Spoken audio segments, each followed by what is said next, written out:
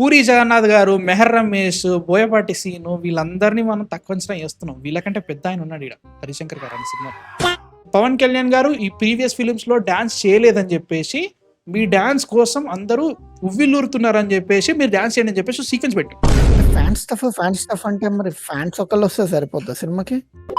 నా పర్మిషన్ లేకుండా ఎలా వచ్చారా అని విన్నానంటే, ప్రళయం పర్మిషన్ తీసుకోదు, అనుభవం అపాయింట్మెంట్ ఆగదు, తొందరగా ఇంటర్వ్యూ సైన్ ఇచ్చేస్తే నేను పరిగెడతా, నా అలాగా అట్లేదు. ఇది తెరీ రీమేక్ కాదు అని అందరినీ అన్నారు, కానీ ఇది సినిమాలు అన్నిట్లకి అన్ని తీసుకొచ్చి కలిపిన రీమేక్. ఇదే ఒరిజినల్ రీమేక్. చెప్తున్నా, పవన్ కళ్యాణ్ గారి ఫ్యాన్స్ కోసం తీసినట్టు అనిపించలేదు. పవన్ కళ్యాణ్ గారి సినిమాని ట్రోల్ చేద్దాం, కావాలని బ్యాడ్ గా తీద్దాం అన్నట్టు తీసినట్టు సినిమా. దీన్ని మీరు లేపుతున్నారు. ఓ సినిమా కాదు మీరు లేపండి, మీకు అర్థమవుతుంది పరిస్థితి ఏంటో. సో ఫస్ట్ యూబీఎస్ గురించి మాట్లాడదాం. మళ్ళీ చెప్తున్నా, ఉస్తాద్ భగత్ సింగ్ ఇంకా చూడలేదు అంటే ఇప్పటివరకు మీరు టోటల్ స్పాయిలర్స్ ఉంటాయి. సో ప్లీజ్ సినిమా చూసి వచ్చిన తర్వాత ఈ వీడియో చూడండి, లేకపోతే మీకు స్పాయిలర్స్ అవసరం లేదు. సినిమాలో స్పాయిలర్స్ చేసే అంత స్టోరీ కూడా అక్కడ ఏమీ లేదు. బట్ స్టిల్ వద్దు అనిపిస్తే మాత్రం చూడకండి, లేదంటే లైట్ తీసుకోండి. అండ్ కూడా ఏంటంటే దీంట్లో be it Dhurandhar or Ustaad Bhagat Singh personals or like ఆ విషయాలు ఏవి ఇక్కడ మాట్లాడడం. ప్యూర్ సినిమా, మూవీ మీద క్రిటిసిజం, మూవీ మీద ట్రోల్ మాత్రమే ఉంటుంది. If you feel you might get offended, ప్రశాంతంగా నెట్ ఆపుకొని పడుకోండి, స్టార్ట్ చేయి. ఎప్పుడైనా ఇప్పుడు చాలా అవుతుంది. నాకు వచ్చేసరికి ఆప్టిమిస్టిక్గా ఎంత ఉన్నా కానీ కంప్లీట్లీ లోయెస్ట్ ఎక్స్పెక్టేషన్స్తో పోయా. నాకు ఓవరాల్గా మాట్లాడాలి అంటే మాత్రం చూసేటప్పుడు మాత్రం నో ఎమోషన్స్, నథింగ్. ఏమో తర్వాత ఆలోచిస్తూ వచ్చేసరికి అరే ఏమనుకుని తీసారా అనిపించింది నాకు. ఫస్ట్ హాఫ్ ఎస్పెషల్లీ ఆ ఫారెస్ట్ సీక్వెన్స్ అనే దానికంటే ఫస్ట్ 20 minutes ఉంటుంది కదా, ఈ డచ్ యాంగిల్ ఏందది, ఎన్నిసార్లు తిప్పుతూనే ఉన్నాయి ఫ్రేమ్స్.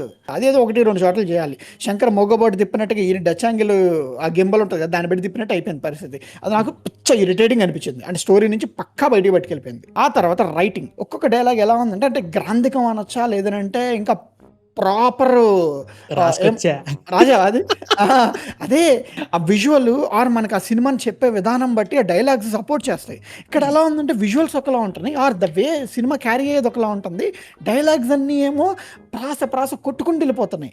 ఓవర్ యాక్షన్ అనిపించింది దాంట్లో ఆ డైలాగ్స్ చెప్తుంటే. తర్వాత ఆ టీచర్ ఎంట్రీ ఉంటుంది, సో అది చాలా ఇంపార్టెంట్. ఆయనే సీఎం అవుతాడు, ఆయన సరౌండింగ్సే. అసలు ఎంత ఆర్టిఫిషియల్గా ఉంటుంది తెలుసా. 4 పేర్లు చదివి మీరు అందరూ స్కూల్కి రండి అంటే మిగతా వాళ్ళు పిల్లలు లేరా, లేకపోతే ఏంది మీనింగ్ ఏంది? బీట్ విలన్ కావచ్చు, బీట్ స్టోరీ లైన్ కావచ్చు, ఎంత 1 dimensional ఉందంటే అంత 1 dimensional ఉంది. అండ్ పీసెస్ లెక్క ఉందన్నమాట, ఏది కనెక్ట్ అయినట్టు అనిపించట్లేదు, ఒక ఫ్లో లేదు. నేను మళ్ళీ చెప్తున్నా, ఏ డైరెక్టర్ అయినా ఈ సినిమాలో పలానా హీరో ఫ్యాన్స్ విపరీతంగా నచ్చే సీన్స్ అన్ని తీశాను అన్నప్పుడే ఫిక్స్ అయిపోవాలి. సినిమా దొబ్బింది. రాజసాబ్ కూడా ఇదే చెప్పా, ఉస్తాద్కి ఇంకా ఎక్కువ వర్తిస్తుంది. సినిమా నాకు అయితే ఒక్క పాయింట్ అంటే ఒక్క పాయింట్ కూడా నచ్చలేదు. మేబీ ఆ రప్ప అనుకుంటే ఆయన చేస్తూ ఉంటాడు చూసినావా, లైక్ ఏదో పగరగిల్ల ఫైర్ సాంగ్, రోతెస్ట్ ఆఫ్ ద రోతలో కూడా ఏదో నీ ఇద్దరు బతికనట్టు అవ్వచ్చు. సో నాకు సినిమా స్టార్టింగ్ ఒకటి అరే పర్లేదు బాబు దీని లేదో వెళ్తుంది అనుకున్నాం. స్టార్టింగ్ లో అందరినీ చంపుతా ఉంటారు అసెంబ్లీలో, సడన్ గా ఎందుకు చంపుతున్నారు అనుకుంటాం, ఫటాకని కట్ చేస్తాడు. ఆ ఎడిటింగ్ ఎంత దరిద్రంగా ఉంటదంటే అర్జెంట్ గా కంప్లీట్ చేయాలి బోబో. వీళ్ళకి వెంటనే ఇప్పుడు వడిస్తే దీని మీద అటెన్షన్ స్పాన్ తక్కువ ఉంది, వీళ్ళకి ఇంకొక 2 seconds పెడితే సినిమా నుంచి వెళ్ళిపోతారు అన్నట్టుగా కట్ చేస్తాడు. గేమ్ చేంజర్ ఇంకా బెటర్ కట్ చేసిందా. సినిమాలో అసలైన బొక్క మాట్లాడాలంటే దట్ ఈస్ డైలాగ్స్ రాసుకొచ్చిన కొన్ని మధ్యలో ఈ డిస్కషన్ మధ్యలో అలా చదువుతా ఉంటా. చదవండి, ఫస్ట్ మాట్లాడతా. ఎవరయ్యా మీరు అంటే అక్కడ పక్కనున్న కాంపౌండర్ ఎలివేషన్ ఇస్తా ఉంటాడు. జీవితాన్ని మనలాంటి వాళ్ళ కోసమే దారపోస్తున్నాడు ఆయన. అక్కడ అనిపించింది నేను డెడ్ మామ, సినిమా అయిపోయేలోపు నేను అయిపోతాను ఫిక్స్ అయిపోయింది. అక్కడ నుంచి స్టార్ట్ అయింది. సో పిల్ల భగత్ సింగ్ ఏదైతే మన పవన్ కళ్యాణ్ గారు చిన్నప్పటి రోల్ ఇంట్రడక్షన్ సీన్ ఉంటుంది, ఆడ జరిగే సీన్ ఏందా, అడవిలో పోతుంటే ఆ హెడ్ మాస్టర్ కి ఎవరో కొంతమంది రౌడీలు అక్కడ ఏనుగు దంతాలు లేపేద్దామని ట్రై చేస్తుంటాడు. ఈయన కొట్టి పడేస్తుంటే ఈ పిల్లనా కొడుకు వచ్చేసి, నేను పవన్ కళ్యాణ్ గారు అనట్లేదు, ఆ క్యారెక్టర్ అంటున్నా, ఇప్పుడు పిల్లనా కొడుకులు వచ్చేసి బొమ్మ బాణాలతోటి వాళ్ళందరినీ చంపేస్తూ ఉంటాడు. కొట్టడు, నూకడు, బాణాలు వేసి లేపేస్తూ ఉంటాడు. కొరియోగ్రఫీ బాగుంటుంది. బట్ ఒక్కరాను మరీ చెప్తున్నా నువ్వు మరీ ఆప్టిమిస్టిక్ ఎక్కువైపోయినావు. అక్కడ వాళ్ళకి హెల్ప్ చేయకుండా ఏమి చేయకుండా అరే మనుషులు చచ్చిపోతారని తెలియకుండా నా ప్రాణాలు కాపాడావని చెప్పేసి తీసుకుపోతావా. ఇక్కడ వరకు పోని వాడు మంచి చేసినా అది నేరమే. సోకాల్డ్ ఉత్తమ టీచర్ తీసుకుపోయినావు. ఇదే టీచరు హాస్టల్ వార్డెన్ కొట్టిండు అని చెప్పేసి పెద్ద మీటింగ్ పెడతాడు. ఎందుకు కొట్టినవరా, చేసిన తప్పే కదా అని. అలాగా నేను ఇక్కడ మొరాలిటీ లెవెల్స్ ఏంటి సినిమాలో, హాస్టల్ వాడని కొట్టినా అని చెప్పేసి నువ్వు మీటింగ్ పెడతావు, ఏనుగుని కాపాడాలని చెప్పేసి అంతమంది చంపినా ఓకే. ఏందో ఇదే సిచ్యువేషన్. పాయింట్ ఉండాలిగా బ్రో, నువ్వేం చూపిస్తున్న సినిమా నాకు అర్థం కాలేదు. అక్కడ నుంచి స్టార్ట్ అవుతుంది. అసలు వార్డెన్ ఎందుకు కొట్టినవరా అంటే అక్కడ డైలాగ్స్ వస్తాయి మళ్ళీ అక్కడ అమ్మో హైలైట్. పిల్లలు ఇట్లాంటి డైలాగులు చెప్తుంటే ఏడుపు వస్తున్నాయి. ఆత్మరక్షణ ప్రాథమిక హక్కు అని రాజ్యాంగం చెప్పింది, అధర్మం మీద యుద్ధం చేయమని భగవద్గీత చెప్పింది, అన్యాయాన్ని ఎదుర్కోమని అంతరాత్మ చెప్పింది. ఉత్తమ టీచర్ నుంచి ఆ సీఎంఏ వచ్చేసి నువ్వు పాలిటిక్స్ లోకి రావాలని చెప్పేసి ఈయన తీసుకొని పాలిటిక్స్ లో పెడతాడు. కట్టు నెక్స్ట్ కట్టు హీ బికేమ్ సీఎం.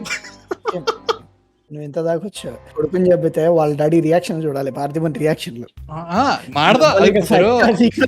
అది పుట్టినప్పటి నుంచి కొడుకంటే ఇష్టం లేకుండా కొడుకుని గాలికి వదిలేసినా గానీ అంతకంటే ఇంకా బెటర్ ఎమోషన్ పలుకుదురా.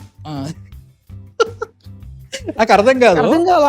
సీఎం అయిండు, సీఎం అయిన తర్వాత సీఎం కొడుకుని రావు రమేష్ తీసుకొని రావాలి. అక్కడ డైలాగ్ ఉంటది, మా ఇక్కడికి రండి సార్ పార్టీలు చేసుకుందాం, పగలంతా పచ్చగా రాత్రి అయితే వెచ్చగా, ఇట్లాంటి డైలాగ్స్ వస్తూ ఉంటాయి. ఇక్కడికి వచ్చిన తర్వాత వీళ్ళందరూ పార్టీలు చేసుకుంటే ఇంత దూరం వచ్చాక గంజాయి లేకుండా ఎంజాయ్ ఏంటి, ఈ అర్థమవుతుందా డైలాగ్స్ ఎట్లున్నాయి. ఇది ఫస్ట్ 20 నిమిషాల లోపు స్టార్ట్ అవుతుంది. నాకు చచ్చిపోతుంది, ఒరే ఈ సినిమా మొత్తం ఇట్లుంటే అయిపోతారు అనుకున్నా. సినిమా మొత్తం అట్లే ఉంటుంది. అక్కడ ఎప్పుడైతే మన చిన్నపిల్లంది బ్యాక్ స్టోరీ నడుస్తూ ఉంటుంది కాబట్టి బ్యాక్ స్టోరీ అయిపోయిన తర్వాత ఒకటి వచ్చింది, పసివాడు మీకు తెలుసు. మీకు తెలుసు, ఓకే ఫైన్. నాకు అస్సలు నచ్చలేదు అది. ఎంత ఫ్యాన్ సర్వీస్ మూవీ అయినా, ఎంత పెద్ద స్టార్ మూవీ అయినా ఓవర్ యాక్షన్, అది లిటరల్ గా ఓవర్ యాక్షన్. అది మీకు తెలిసే పసివాడు పవన్ కళ్యాణ్ అయ్యాడని, సో అది బాగుండే. నువ్వు మళ్ళీ పెట్టు పవన్ కళ్యాణ్ అయ్యాడు, మీకు తెలిసి ఏంటి ఫ్యాన్ స్టఫ్ అంటే మరి ఫ్యాన్స్ ఒకళ్ళు వస్తే సరిపోద్ది సినిమాకి. అదే చెప్తున్నా, ఫ్యాన్స్ క్రియేట్ అయ్యేలా ఉండాలి సినిమా, ఫ్యాన్స్ కోసమే తీసినట్టు ఉండొద్దు. గ్లాస్ ఉంటది, టీ గ్లాస్ కి 10 షాట్లు ఉంటే 10 షాట్లు క్లోజ్అప్లు పెడతాడు. చెప్తున్నా కదా, సినిమాలో మ్యాటర్ ఉంటే ఇవేవి ఎవరు పట్టించుకోరు. సినిమాలో మ్యాటర్ లేదు, నాకు అన్ని ఇవే కనబడుతున్నాయి, సినిమాలో ఏమీ లేదు. మరి పవన్ కళ్యాణ్ గారు ఈ ప్రీవియస్ ఫిలిమ్స్ లో డాన్స్ చేయలేదని చెప్పేసి మీ డాన్స్ కోసం అందరూ ఉవ్విల్లూరుతున్నారని చెప్పేసి మీరు డాన్స్ చేయండి అని చెప్పేసి సీక్వెన్స్ పెట్టి, ఆ సీక్వెన్స్ కనెక్షన్ ఏంటో తెలుసా, మేనేజర్ ఉంటాడు కదా, మేనేజర్ కంగారు పడిపోతూ ఉంటాడు, అది 2 కట్టలు వస్తాయి. ఒకసారి ఆ సీక్వెన్స్ లోకి ఎంటర్ అవుతాడు, మళ్ళీ తర్వాత ఫ్రేమ్ వెనక్కి వెళ్ళి మళ్ళీ సీక్వెన్స్ లోకి ఎంటర్ అవుతాడు. ఎడిటింగ్ ప్రాబ్లం ఆడ. ఇప్పుడు డాన్స్ పర్సన్ హ్యాండ్ ఇచ్చాడు, వేరే ఏదో సమ్ డీల్ దొరికిందని, ఇప్పుడు డాన్స్ చేయించాలి, ఎవరన్నా చూడండి నువ్వు ఏదో ఒకటి మాట్లాడి ఉస్తాద్తో మాట్లాడు అంటే, ఉస్తాద్ ఒకటే దొరికాడా ఆ ఏరియాలో? ఉస్తాద్ ఎందుకు ప్రొటెక్షన్కి వచ్చి డాన్స్ చేయడానికి వచ్చాడు ఉస్తాద్. ఇప్పటి వరకు ఇండస్ట్రీలో అందరికీ తెలుసు పవన్ కళ్యాణ్ గారు సూపర్ డాన్సర్ కాదు. ఆయన డాన్స్ చూడడానికి కోసం ఫ్యాన్స్ ఎగరడం ఏంటరా, అడగరు. వైస్ బాబు ఫ్యాన్సే అడగరు, ఎవరు అడగరు. అంటే ప్రీవియస్ 2-3 సినిమాలను డాన్స్ చేయలేదని చెప్పేసి నీ దగ్గర స్టఫ్ లేదు కాబట్టి సినిమాలో పెట్టడానికి ఈ స్టఫ్ దీనిలో ఉక్కుతా. 30 నిమిషాలు ఉంది ఆ సీక్వెన్స్ అంతా. ఇక డాన్స్ సీన్లు వచ్చేసినాయి, పోనీ కొడుకుని పట్టేసుకున్నారు. ఎవరో మన అదో పెద్ద ఉంటది భగవద్గీత దమ్మున్నోడు దాటొచ్చు, ఆ సీక్వెన్స్ చూస్తుంటే చీచీ అనిపించింది నాకు. ఒక్క ఎలివేషన్ కూడా సరి అయిపోతే ఎట్లరా. పోనీ గబ్బర్ సింగ్ వచ్చి 2014 వచ్చింది, సర్దార్ గబ్బర్ సింగ్ వచ్చి 2016 వచ్చింది. సర్దార్ గబ్బర్ సింగ్ లో దీనికంటే సూపర్ సీన్స్ ఉన్నాయి. ఆడేవాడన్నా ఈడేవాడన్నా సినిమా సీక్వెన్స్ ఉంటది, ఆ సీక్వెన్స్ అసలు దాని గురించి మాట్లాడడం అవసరం లేదు. ఈ సినిమాలో కొడుకుని హైడింగ్ లో పెట్టారని చెప్పేసి టెర్రరిస్టులను పంపుతాడు సీఎం ఫాదర్. టెర్రరిస్టులు వచ్చేసి వాడిస్ అటాక్ చేస్తుంటే పవన్ కళ్యాణ్ గారిని కిడ్నాప్ చేసి వీడియో కాల్ చేస్తే పర్టికులర్ ముస్లిం విల్లన్ చూసేసి అయ్యో కాళ్ళ మీద పడు అని బతుకులాడుతూ ఉంటాడు. ఆ సీన్ లిటరల్ గా కాటమరాయుడు కాపీ. ఇది తెరీ రీమేక్ కాదు అని అందరినీ అన్నారు, కానీ ఇది సినిమాలు అన్నిట్లకి అన్ని తీసుకొచ్చి కలిపిన రీమేక్. ఇదే ఒరిజినల్ రీమేక్.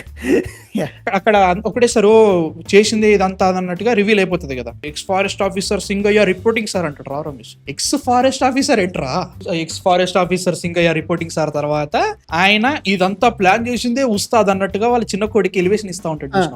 ఆ సీన్స్ డైలాగ్స్ రాసేసిన చూడు, రావు రమేష్ ఇస్తా ఉంటారు, మిమ్మల్ని ఇక్కడికి రప్పించిందే ఉస్తాద్ ఫస్ట్ ది. తర్వాత ఒక 30 సెకండ్ తమన్ మ్యూజిక్ వస్తుంది, ఓహోహో అనుకుంటా. అది వచ్చిన తర్వాత మళ్ళీ వీళ్ళందరూ ఇక్కడికి వచ్చేలా చేసిందే ఉస్తాద్, అది మళ్ళీ 30 సెకండ్ల తర్వాత ఓహో అనుకుంటా. హైలైట్ ఏంటంటే రావు రమేష్ అక్కడ ఎక్కడో దూరం ఉండి ఉస్తాద్ చూపించినట్టు కాదు, ఉస్తాద్ పక్కకే ఉంటాడు, ఇటు ఉంటాడు. మిమ్మల్ని అందరు ఇక్కడికి రప్పించిందే ఉస్తాద్. అడవికి ఎన్ని నక్కలు వచ్చినా సింహం ఒక్కడే, ఆ ఒక్కడిక్కడే. అది హైలైట్. ఒక్కటే కెమెరా మూమెంట్ అన్న చూసినా టచ్ యాంగిల్ ఉంటుంది, అది పై నుంచి కిందకి వస్తా ఉంటుంది. లాస్ట్ మళ్ళీ ఉస్తాద్కి చెప్తా ఉంటాడు, ఉస్తాద్ నీ విశ్వరూపం చూపించి చాలా రోజులు లేదు, ఒకసారి చూపిస్తే పోలే అంటాడు. ఏరి ఇప్పుడు డైలాగులు ఇవి, ఎప్పటి సినిమా ఇది, ఏంది ఇది. పూరి జగన్నాథ్ గారు, మెహర్ రమేష్, బోయపాటి సీను వీళ్ళందరినీ మనం తక్కువ అంచనా వేస్తున్నాం. వీళ్ళకంటే పెద్ద ఆయన ఉన్నాడు ఇక్కడ, హరిశంకర్ గారు అని సినిమా. ఇది కల్ట్ క్యాప్టెన్ కాదు మా క్రింజ్ క్యాప్టెన్. ఇది ఇంకా ప్రీ ఇంటర్వెల్ కూడా రాలే. అక్కడ సినిమా లిటరల్ ఇంటర్వెల్ అక్కడ అయిపోయింది. లేదు ఇంకొక సీక్వెన్స్ పెడతా అని చెప్పేసి నరసింహ స్వామి రథం సీన్ పెడతాం. అక్కడ లిటరల్ గా గెలికించుకోవడానికి వస్తారు వాళ్ళు. అక్కడ వచ్చే సీన్స్ ఎంత ఆర్టిఫిషియల్ ఉంటాయంటే, అయ్యో రామరామ చెప్పులు వేసుకొని రావద్దండి అంటే చెప్పులు వేసుకునే వస్తాం, మద్యం దాగే. ఎంత దరిద్రంగా ఉందంటే అంత దరిద్రంగా ఉంటుంది. ఏంద్రా అంత పిచ్చి పిచ్చి పిచ్చి పిచ్చి. ఒక్క సీన్ అంటే అది ఎలివేషన్ సీనా, నాకు నవ్వొస్తుంది, లిటరల్ గా నవ్వొస్తుంది నాకు. అక్కడ అయిపోయింది, ఆ షార్ట్ అయిపోయిందా, మళ్ళీ కట్టు విలన్ దగ్గరకు వస్తాడు. ఇదంతా ఇంటర్వెల్ ముందే. నా పర్మిషన్ లేకుండా ఎలా వచ్చారా అని విలన్ అంటే, ప్రళయం పర్మిషన్ తీసుకోదు, అనుభవం అపాయింట్మెంట్ ఆగడదు. తొందరగా ఇంటర్వెల్ సైన్ ఇచ్చేస్తే నేను పరిగెడతా. నా అలాగా అట్లేదు ఇంకా ఆ క్రింజ్కి ఒక్కడే. ఇంట్లోకి రావడానికి పర్మిషన్ ఏంద్రా, బొంగులో పర్మిషన్. అక్కడ ఎవడున్నాడు అనరా, ఎవడిని దాటుకుని రావాలరా? కనీసం ఒక 100 మంది రౌడీలు కొట్టి లోపలికి వస్తే విలన్ డైలాగ్ అంటానికి, మన హీరో ఈ డైలాగులు చెప్తానికి బాగానే ఉంటది. ఏంట్రా గేట్ ఓపెన్ చేసుకుని లోపలికి వచ్చాడు, పర్మిషన్ ఏందిరా? ఇదంతా first half. Second half start అయితే మాల్ ఉండదు. సెకండ్ హాఫ్ స్టార్ట్ అయింది, మళ్ళీ కేఎస్ రవికుమార్ వస్తారు, హీ సీఎం రైట్ నో, మాట్లాడుతూ మీరు జాగ్రత్తగా ఉండాలి, వాడు వచ్చేసి ఏదో టార్గెట్ చేస్తున్నారంటే, నువ్వేగా నాకు చిన్నప్పుడు చెప్పింది లీడర్ కరెక్ట్ గా ఉంటే నీ క్యాడర్ కరెక్ట్ గా ఉంటుంది అని చెప్పేసి నేను పారిపోతాను అవ్వాలి అట్లే. ఇక లిటరల్ స్విగ్గీ సుజుకి బండి మీద వస్తుంటే సీఎం సైకిల్ మీద వచ్చాడు చూసారా, ఆ రేంజ్ ఇది. ఇదే సినిమాలోది గేమ్ చేంజర్. అమ్మో గుర్తు కూడా లేదు ఇది. సో అట్లా అయిపోయిన తర్వాత సో కాల్డ్ పాత బస్తీ సీక్వెన్స్ ల్యాండ్ అయింది కానీ మాడత ఇప్పుడు బ్యాన్ చేస్తుందంట చెప్పిండు. ఇన్ఫర్మేషన్ వచ్చింది, బొట్టు పెట్టుకొని పోయినాం. సార్ బొట్టు తీసేస్తే బెటర్, ఎందుకంటే పాత బస్తీలోకి ఎంటర్ అవుతున్నాడు, ఆ ఏరియా అంతా ముస్లిం ఒకటి అది ఉంది అని చెప్పేసి లిటరల్లీ డైరెక్ట్ గా నువ్వు స్టీరియోటైప్ చేస్తున్నావు, వాళ్ళందరూ ఒకటే రకంగా చూపిస్తున్నావు, హిందువులకి వ్యతిరేకంగా చూపించినట్టు చూపిస్తున్నావు. అట్లా పవన్ కళ్యాణ్ గారు ఏమంటారంటే, నేను పాత బస్తీకి పోతున్నా, పాకిస్తాన్ కి కాదంట. అంటే లిటరల్ గా ఒక రిలీజియన్ మీరు అనేస్తున్నారు, మళ్ళీ దాంట్లోనే డైలాగ్ పెడతారు, నేను రిలీజియన్ కాదు తప్పు చేసిన మనుషుల మీద నేను ఫోకస్ అంటే. 2 రకాలుగా మీరే చేసుకుంటారు. అదొకటి అనుకున్నా కానీ పాత బస్తీకి ఎప్పుడు పోలేదా సార్ మీరు? అక్కడ బొట్టు పెట్టుకుని ఎవరు కనబడలేదు మీకు ఇప్పటి వరకు? అంతే ఇంత పిచ్చి పిచ్చి ఈ రైటింగ్ రాసేటప్పుడైనా ఆయనకి తెలియకపోతే చెప్పేటప్పుడు ఉండాలి కదా. ఇదే సీక్వెన్స్ పటాస్ లకించి లేపేసిన. పాత బస్తీలో ఒకడు ఉన్నాడు, వాడిని తీసుకొని రావాలని చెప్పేసి లిటరల్ గా పటాస్ నుంచి లేపేసిన. సినిమా మొత్తం ఈ సీక్వెన్స్ అని లేపేయడమే. విలన్ వాళ్ళ కొడుకుని అరెస్ట్ చేయడానికి పోతే నేను సస్పెండ్ చేసిరని చెప్పిన తర్వాత అక్కడ ఒక డైలాగ్ వస్తుంది, నన్ను జాబ్ లో పెడితేనే గన్నుతో చంపేస్తా, 12 బుల్లెట్లు వాటితో చంపేస్తా, అదే నన్ను జాబ్ లోకి తీసేసిరంటే రాయితో చంపుతాను, రాడ్తో చంపుతాను, కత్తితో చంపుతాను, ఎవరికి తెలియదు అంట. ఇది లిటరల్ గా రవితేజ గారి టచ్ చేసి చూడు సీన్ నుంచి లేపేసిన సీన్. దాని తర్వాత నీకు ఇష్టమైన వాళ్ళందరూ చంపేస్తారంటే, నాకు ఇష్టమైన వాళ్ళు ఇంతమంది ఉన్నారు, ఇంతమంది లెక్క పెట్టరా చూడండి. అది లిటరల్ గా విజయ్ గారి మాస్టర్ సినిమాలకి నన్ను ఇష్టపడే వాళ్ళు కోట్లలో ఉన్నారా లేపేసినాం. ఇది రీమేక్ ఒక సినిమాది కాదు, రీమేకే ఒక సినిమా అయితే కాదు. అవన్నీ కాకపోతే ఇవన్నీ ఉన్నా ఓకే, వీటన్నిటిని మంచిగా కుట్టే ఒక కథనం, స్క్రీన్ ప్లే ఆర్ఎల్స్ ఒక స్టోరీ యాడ్ చేసి ఉంటే జనాలు ఎంజాయ్ చేస్తారు. మీరు ఎంజాయ్ చేస్తారేమో, నాకైతే కాలేదు. వాట్ ఎంజాయ్డ్ ఇన్ పాత బస్సు సీక్వెన్స్ అంటే ఏంటంటే, ఒక బుల్లెట్ కాలేస్తాడు మియా పైన, అది తర్వాత ఎవడు క్వశ్చన్ చేసినా మళ్ళీ మియా పైకి బుల్లెట్ పడుద్ది. అది ఫన్నీ ఉంటుంది. ఫన్నీ ఉన్న తర్వాత నీకు ఇన్ని ఆప్షన్స్ ఇచ్చినా మీరు పిక్ చేసుకోరు ఏంద్రా అని అంటే తెలుసా, అక్కడ కొంచెం ఆ ఫన్ అనేది జనరేట్ అయింది. నేను కొంచెం నవ్వుకున్నా ఆ సీక్వెన్స్. అదొకటే అనుకోండి నాకు ఫన్. పాత బస్తులో మీ అబ్బాయిని కాలుతుంటే ఆ ఫన్ నాకు అస్సలు నచ్చలేదు. హైలైట్ అరే అసలు మర్చిపోయినా ఇంటర్వెల్ ఎంట్రీ జీప్ లో వస్తారు, ఫస్ట్ నార్మల్ గా దిగుతారు, మళ్ళీ నెక్స్ట్ కట్ చేస్తే మళ్ళీ దిగుతూ ఇలా దిగుతాడు. ఎడిటింగ్ ఏంది నువ్వు అంతా చూసా.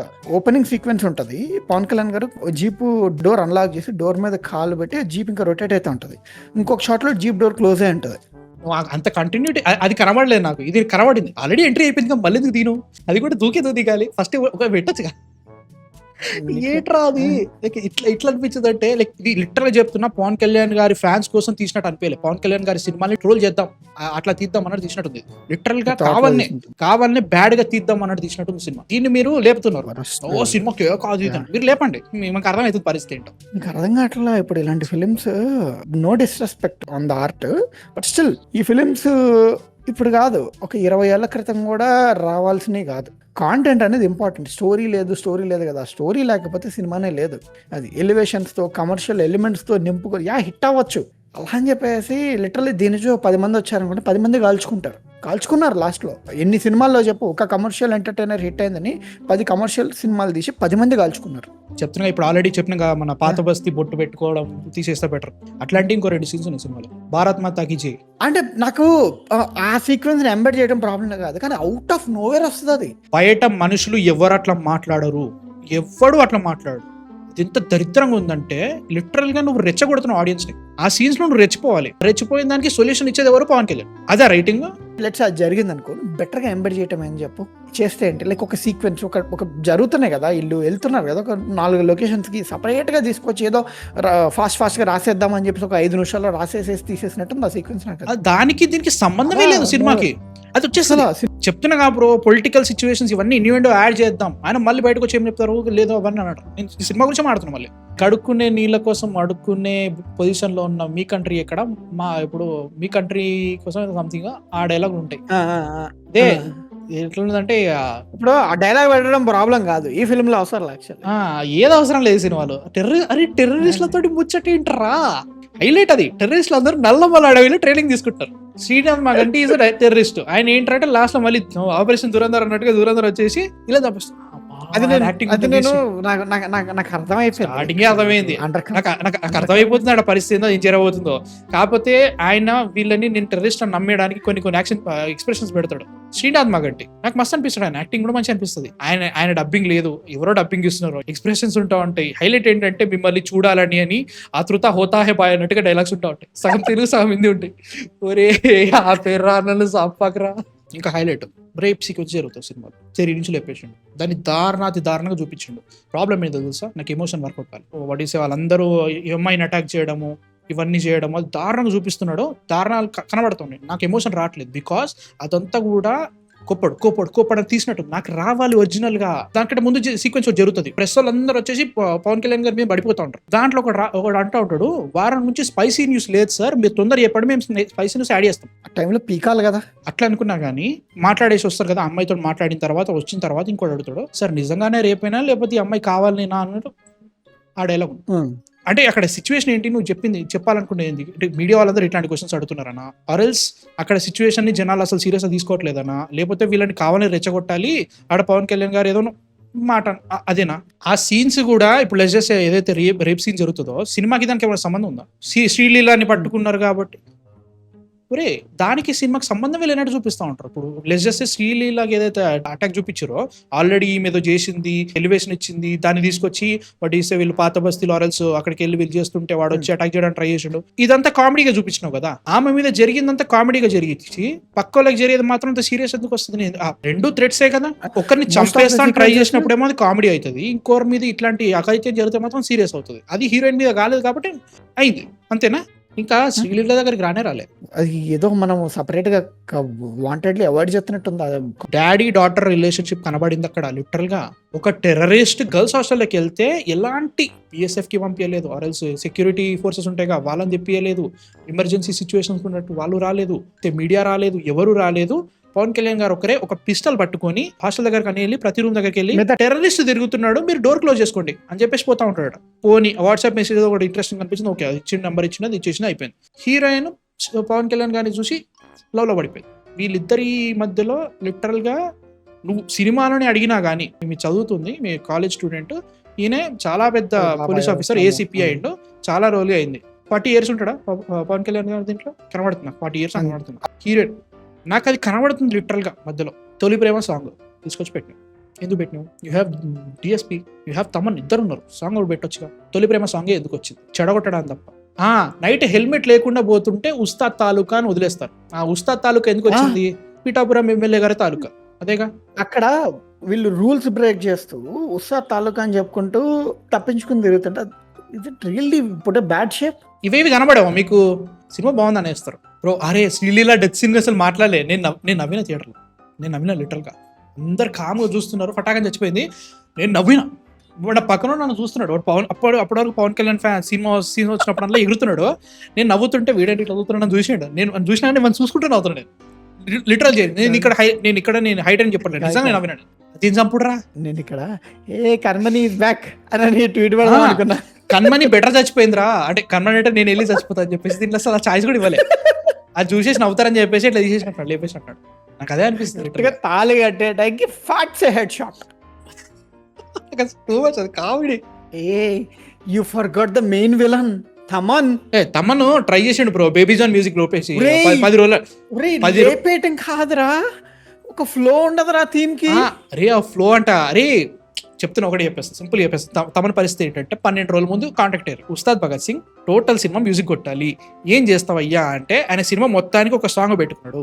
ఏది 5 నిమిషాలతో ఒక సాంగ్ రాసుకున్నాడు రా, ఆయన లిరిక్స్ రాపించేసుకున్నాడు. ఈ సాంగ్ ఉంటుంది, ప్రతి మూమెంట్ సినిమాకి సంబంధం లేకుండా ఇదే కొడతా. జిబ్బరేషరా ఎట్లుంటదంటే ఇప్పుడు నేను కొన్ని సార్లు ఏం చేస్తా అంటే కింద బ్యాక్గ్రౌండ్ మ్యూజిక్ వేయాలని చెప్పేసి మ్యూజిక్ పెడతా. నా వీడియో 10 నిమిషాలు ఉందనుకో, నా దగ్గర 2 నిమిషాలు మ్యూజికే ఉంటుంది. నేనేం చేస్తా, కాపీ పేస్ట్ ఈ పాట అయిపోయిన వెంటనే మళ్ళీ కంటిన్యూ అయ్యేటట్టుగా కాపీ పేస్ట్ రిపీట్లో పెడతా. సినిమా మొత్తం అదే కొట్టిండు తమనన్న, మొత్తం అదే కొట్టిండు.